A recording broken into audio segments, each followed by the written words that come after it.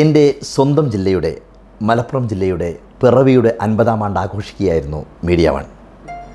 ജില്ലയിലെ ആദ്യകാലം മുതൽ ഇന്ന് വരെയുള്ള മലപ്പുറം ജില്ലയെ വളർത്തിയ, ജില്ലയിൽ നിന്ന് വളർന്ന, ജീവിച്ചിരിക്കുന്നവരും മരിച്ചവരുമായ 50 ആളുകളെ ആദരിക്കാനായിരുന്നു മീഡിയ വണ്ണിൻ്റെ തീരുമാനം.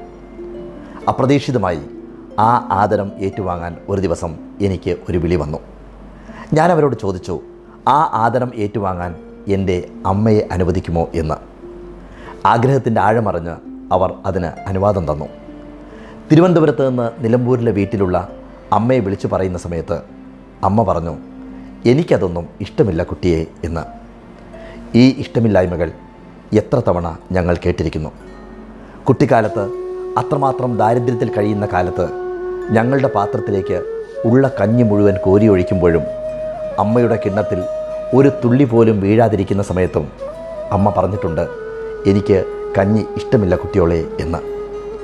ഓണത്തിന് ഞങ്ങൾക്കെല്ലാം പുതിയ കുഞ്ഞുമുണ്ടും കുപ്പായവും വാങ്ങിത്തന്ന് അമ്മ പഴയൊരു മുണ്ടും ജാക്കറ്റും ഇട്ട് നടക്കുമ്പോഴും പറയാറുണ്ട്, എനിക്ക് പുതിയ തുണിയുടെ മണം ഇഷ്ടമില്ലെന്ന്.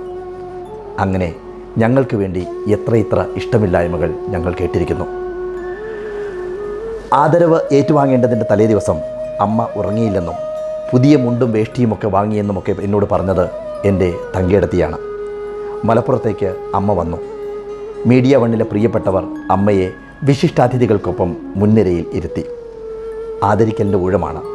അമ്മ വേദിയിലേക്ക് കയറി. കേരള നിയമസഭയുടെ ആദരണീയനായ സ്പീക്കർ ശ്രീ ശ്രീരാമകൃഷ്ണൻ അമ്മയെ ആദരിച്ചു. എല്ലാം മറന്ന് എൻ്റെ അമ്മ ചിരിച്ചു. കാണികൾ കയ്യടി കൊണ്ട് മൂടി.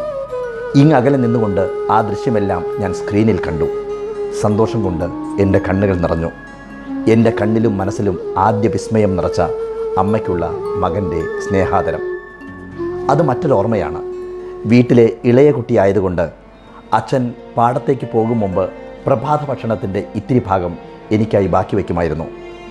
അച്ഛൻ്റെ ബാക്കി എന്നാണ് ഞാൻ അതിന് സ്നേഹപൂർവ്വം വിളിച്ചിരുന്നത്. പാടത്തേക്ക് ഇറങ്ങുന്നതിന് മുമ്പ് അച്ഛനൊരു വിളി വിളിക്കും, കുട്ടിയെ എന്ന്.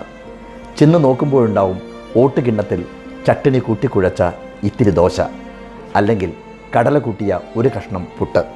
അതാണ് അച്ഛൻ്റെ ബാക്കി. അത് എൻ്റെ ഒരു ആവേശമായിരുന്നു. ഒരു ദിവസം പാടത്ത് ഒരുപാട് പണിക്കാരുള്ള ദിവസമാണ്. അച്ഛൻ ബാക്കി വയ്ക്കാനും എന്നെ വിളിക്കാനും മറന്നുപോയി. ഞാൻ ചെല്ലുമ്പോൾ ഓട്ടുകിണ്ണം കാലി. അവിടെ കിടന്ന് വാവിട്ട് കരഞ്ഞ സമയത്ത് അമ്മ ഓടി വന്നു.